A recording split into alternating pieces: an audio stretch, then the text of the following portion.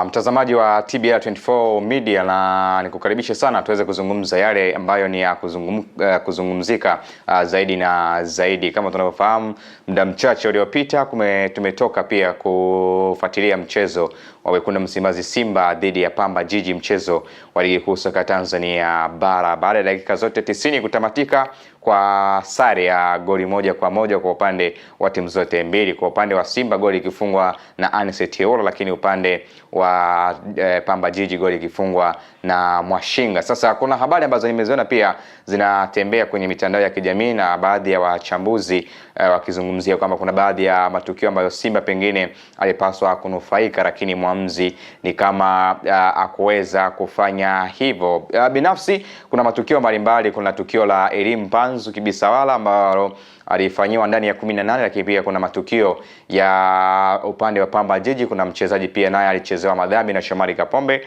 lakini muamuzi hakuweza kupuliza kipenga. Lakini tuangalie hayo matukio baadhi ambayo nimekuambia hapo awali. Kuna tukio la Elim Panzu ambalo ni kama kuna namna alifanywa faulu ndani ya 18 na walinzi wa timu ya Pamba Jiji. Wakina Mashinga ulikuwa ni mpira wa kugombania, lakini mwenye aliyekuwa na faida alikuwa ni Elim Panzu Kibisawala. Lakini kwa momenti kama ile na movement kama ile, namna ambavyo ilivyotokea, inaweza ikakupa ugumu pia hata muamuzi kuweza kuweka mkwaju wa penalty, kwa sababu ni matukio ambayo yanajitokeza ndani ya sekunde. Kwa hiyo inawezekana muamuzi ameshindwa kuamua bila kuwa na uhakika wa tukio ambalo limetendeka, kwa sababu ulikuwa ni mpira wa kuonea kati ya Elim Panzu na walinzi wengine wa Pamba Jiji. Kwa hiyo kwa namna moja ama nyingine, binafsi kwangu mimi siwezi nikamtupia mzigo moja kwa moja muamuzi wakati kwamba kuna namna ambavyo ameshindwa kuonafaisha Simba kwa pigo la uhuru kwa maana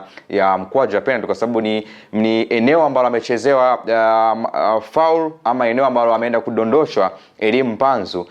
Ni eneo la ndani ya 18. Kama ni ndani ya 18, basi tunazingatia ile sheria namba 12 ambayo inazungumza masuala ya foul and misconduct. Kwa hiyo kama amefanywa foul ndani ya 18, moja kwa moja tunahukumu ni mkwaju wa penalty. Kama angefanywa nje, basi ingekuwa ni foul ya kawaida, lakini muamuzi ni kama ameona ni tukio la tunasema ni 50-50, kwamba kuna namna ambavyo wote walikuwa wanawania mpira.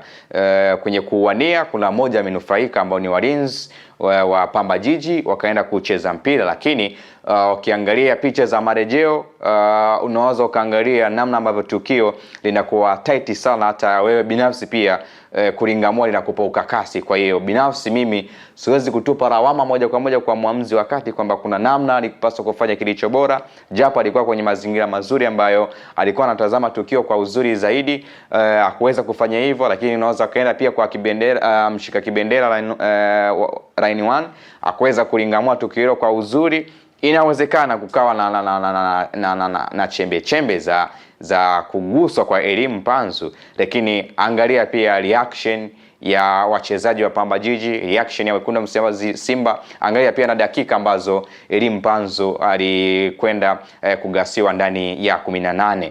Tukio hilo la Elim Panzu na swala la mkwaju wa penalty, binafsi naliona kwamba ni tukio ambalo lilikuwa ni 50 kwa 50. Yani muamuzi alichokifanya binafsi mimi siwezi kumtupia lawama, lakini tukio la mchezaji wa Pamba Jiji kuchezewa faulu na Shomari Kapombe kwenye mazingira kama yale, aliyekuwa ananufaika ni mchezaji wa Pamba Jiji, kwa sababu ndiye alikuwa na mpira kwa mara ya kwanza, ana dribble mpira kuface lango la wekundu Msimbazi Simba, lakini Shomari Kapombe alitokea behind, kwa maana alitokea nyuma ya mchezaji wa Pamba Jiji akaenda kucheza mpira ule, akuugusa na mguu wake. Ukiangalia kwa haraka unaweza kusema mchezaji ndio amekuwa wa kwanza kuugusa ule mpira wa Pamba Jiji, lakini ukirudia unaangalia kwamba Shomari Kapombe kuna viashiria vya kuugusa ule mpira, lakini kama ameugusa ule mpira tunarudi kwenye ile sheria namba 12, foul and misconduct.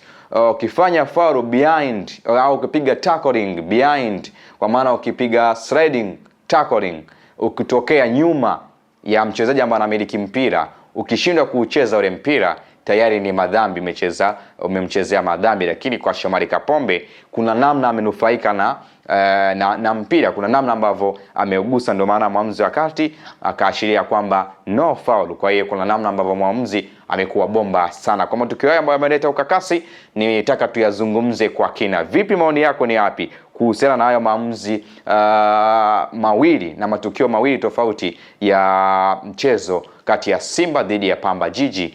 Japokuwa Pamba Jiji ndio alikuwa nyumbani pale CCM Kirumba na Simba alikuwa ugenini na mechi imetamatika kwa sare ya 1-1. Dondosha maoni yako hapo kuhusiana na hayo matukio ambayo nimedokeza kwa hivi sasa. Nyuma kamera alikuwepo mwanangu J7, jina langu ni Jerini Jackson. Endelea kuifuatilia TBR 24 Media. Sasa ni simple tu, waone Viva Promotion kwa mahitaji ya printing aina zote, kama vile mabango size zote na aina zote, 3D, 2D na banners, vibao vya maofisini au sehemu za biashara kama hoteli, lodge na kadhalika. Viva Promotions wana print t-shirt na jezi, wanafanya branding ya ofisi kuipa muonekano wa nje wa kuvutia. Wanapatikana Tabora mjini, mtaa wa shule, jirani na chuo cha utumishi wa umma Uhazili. Simu namba 0762484266. Instagram @viva_promotion.